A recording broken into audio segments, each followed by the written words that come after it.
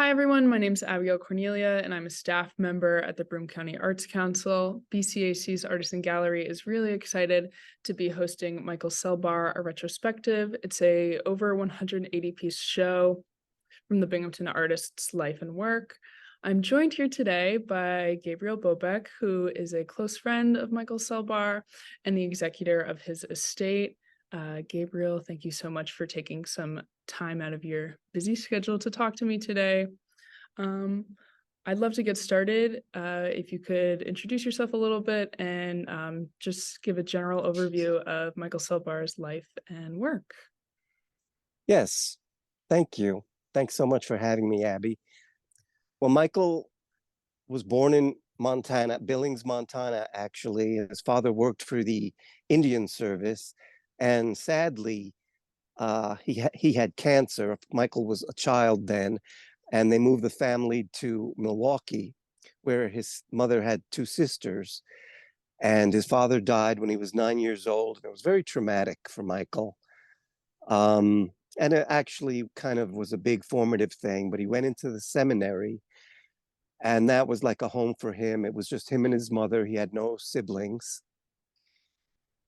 And he was really into Catholicism. He had a couple of nuns. I remember he told me about Sister Lolita, who was very nice to him. But, you know, the church had a lot of restrictions and rigidity, so he moved away from it and actually became active in the civil rights movement, and his mom supported him in that, and he attended some marches, as well as the gay rights movement. A friend of his in the seminary, John Knable, was an activist in the early gay rights movement, and Michael was a part of that with him. And they remained very good friends throughout their life, although they kind of lost touch with each other. So Michael kind of had that rebellious spirit, but he never lost touch with the church, but he just kind of had to leave the church, especially because of his homosexuality. He moved to Binghamton in the 70s, and he had been doing art his whole life. And in Binghamton, that's where he kind of became more like a true artist, in the sense that he started selling his work and had some shows in galleries. You know, he took all kinds of classes. He was extremely creative. And that's pretty much what he did. He was also a postman, which was a great thing in his life. He started at the Binghamton post office. And it was just for him, he was a very highly, highly sensitive person, brilliant, very brainy. Hypersensitive is the best way to say it. So being in the post office was just a great way to be in society and with a bunch of guys and within a system. So, you know, when I told John, his friend, about that, he said, "Oh my God, how did he do that?" And then I said, "No, it was wonderful, because he had a place, he had a role. He was actually the best postman. He had the fastest routes. He could, that was kind of his hyper personality. That was really a very good thing. And then he would come home and do art.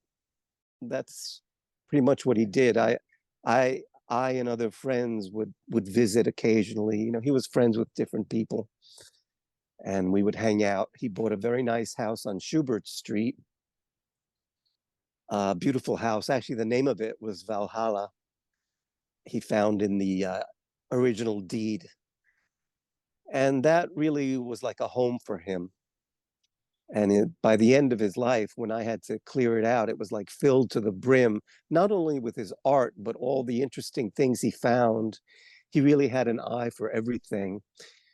And actually, it was like a museum. I mean, I would have loved to have made it a museum, but it was in bad disrepair, and just wasn't in the cards to make that happen. Mm.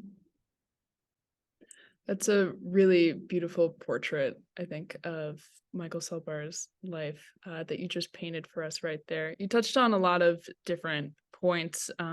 Something I'm personally interested in his collection is that there's a lot of pretty obvious, I would say, religious iconography. You said that Michael was a deeply religious man. I think even the piece behind me is has some semblance to like a crucifixion. Could you talk a little bit about how Michael's spirituality came out through his work? Yeah, it's a great subject because it's not like conventionally spiritual. I will say that he loved the iconography. I mean, as an artist, his house, he would always find icons, and like in Binghamton, there's the Ukrainian churches, and he, with the gold halos and all that. So he was definitely into the visual part of it. Um, he was, I would say, actually was almost like a heretic. He really showed me the beauty of the religion, not the organized religion, but the beauty of the teachings of what Christ really meant. And it's like he made it his own. He would go to church and mass. I mean, in the seminary, of course, he knew everything, knew all the rituals and the feast days and the holy days. And I don't know anything about it, but yeah, his spirituality was very deep, and it was quite sure what to say, like about love, about sacrifice. I mean, that turning the other cheek. I don't know if that's more Protestant than Catholic, but he um he was very spiritual. He was also very angry. And so there was conflict. He never quite resolved his father's death. So there was a lot of tugs of a lot of impulses in him.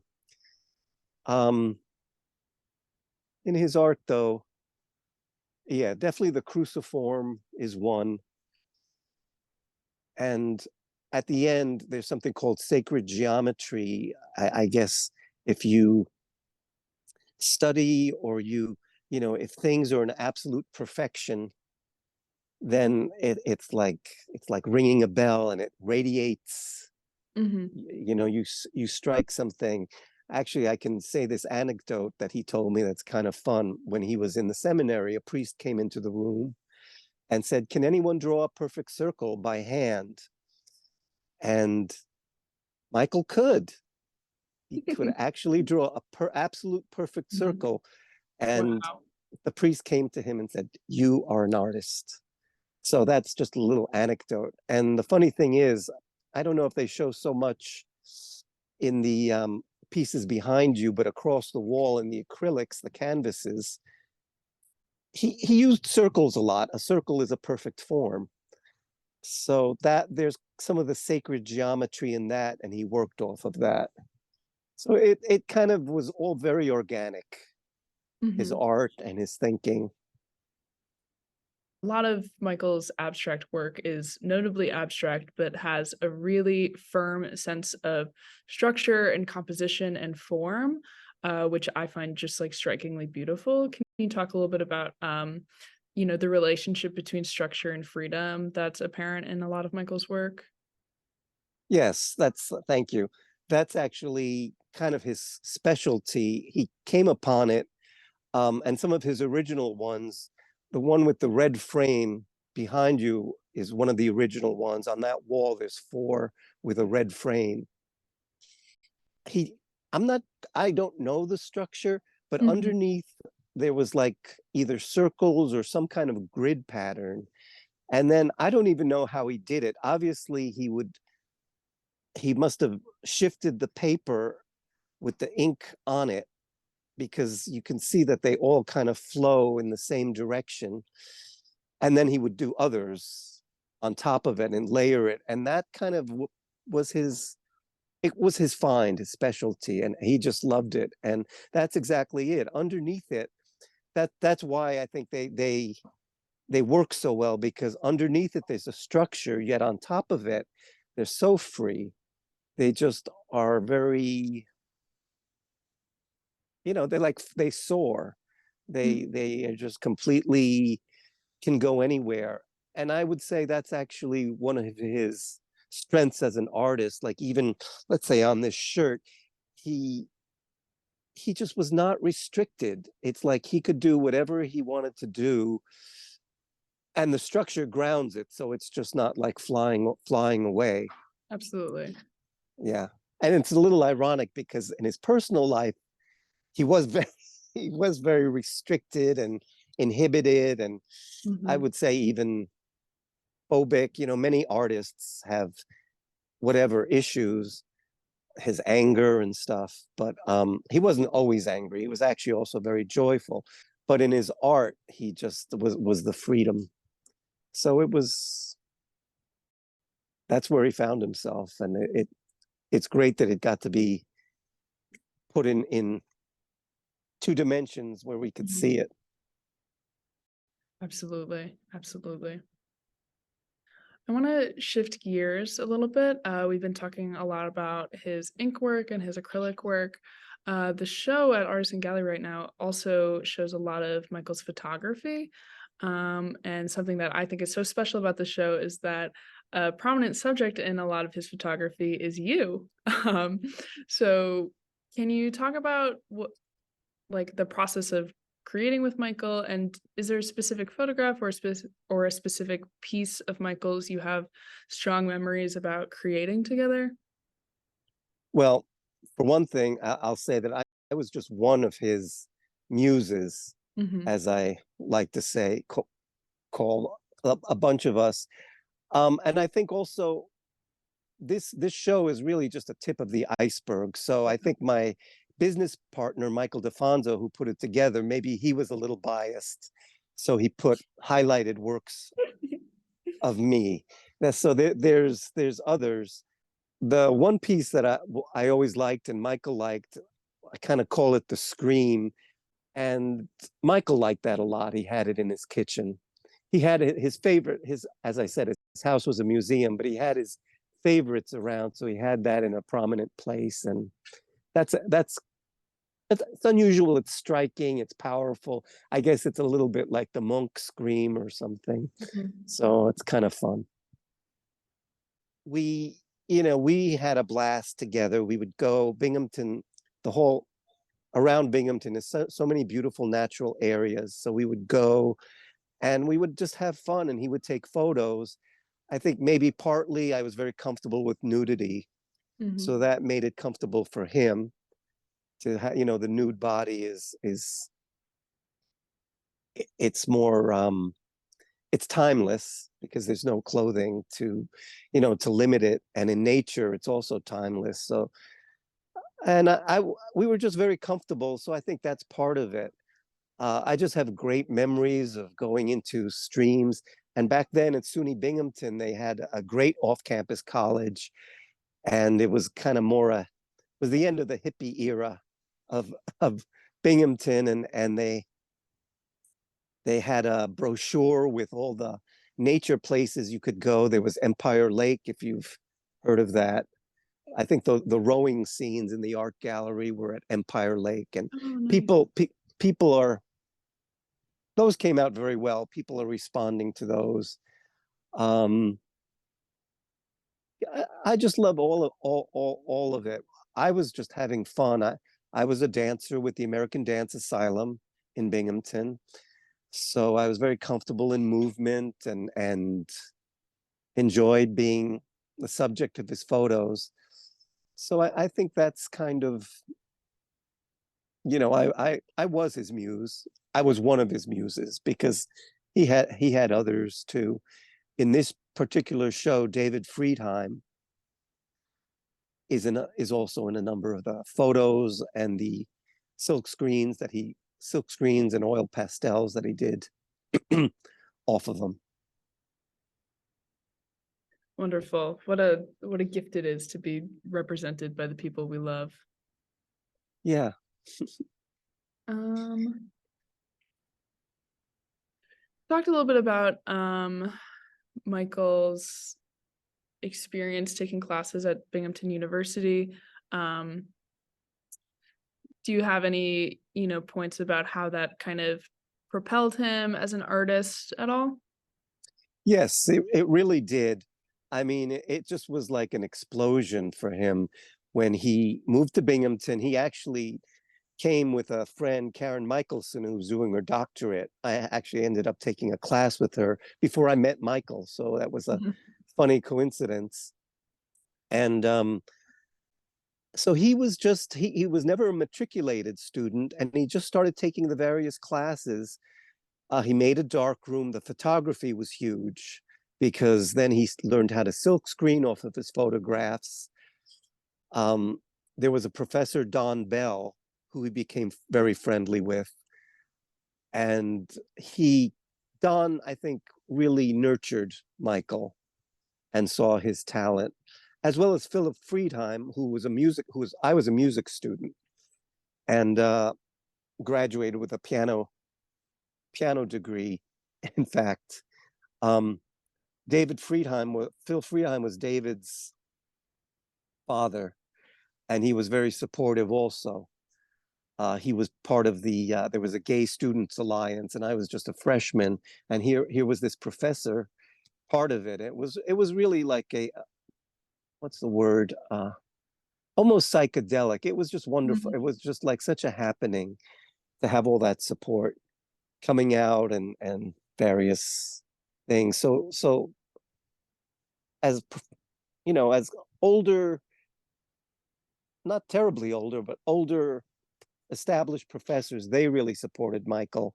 And then with the resource of SUNY Binghamton, I remember he took classes with Linda Sokolowski, Appolito, some of these names, I just remember some of the names.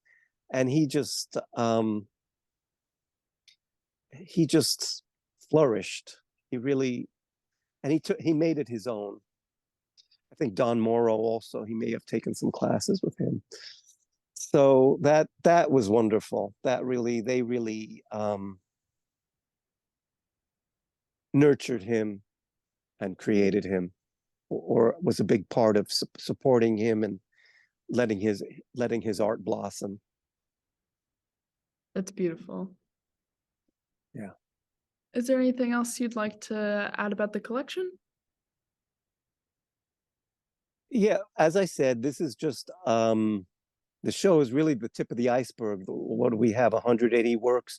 I think he has over 900 Oh works. my goodness. All kinds of stuff, and even more, even some more canvases I haven't documented. We did our best to document it. I mean, when he passed away, at the end of his life, he did become a recluse, and he was selling his works when I met him. So let's say that was more like the 70s. He just was too sensitive for the art world, and he just kind of gave up trying to promote himself or sell it. So he just kind of did it, Mhm. and it was kept it in his home. And then it was then he bequeathed it to me. So then it was up to me to do something with it. And this show is the first real splash of that. And I feel very honored and grateful to Artisan Gallery. It came out so well. And really, it's I don't know if I've ever seen a show with this many works, but as a retrospective, Mhm. I think it's a good beginning to just show the breadth of his work. And people have been saying, wow, just seeing it, artists are saying like what an inspiration he is. And it almost like just going there, seeing the show is inspiring them of how to work and what you can do, and the various paths you can take. um I'm very excited about it. I guess I just want to encourage, if there's anyone to take up the mantle and to help or to promote the work. There's still a lot to go, and we're really looking to. I think the work is fine enough that it can expand. It really needs to. Who knows? Maybe even go national. Like it's beautiful. It's important. It's powerful.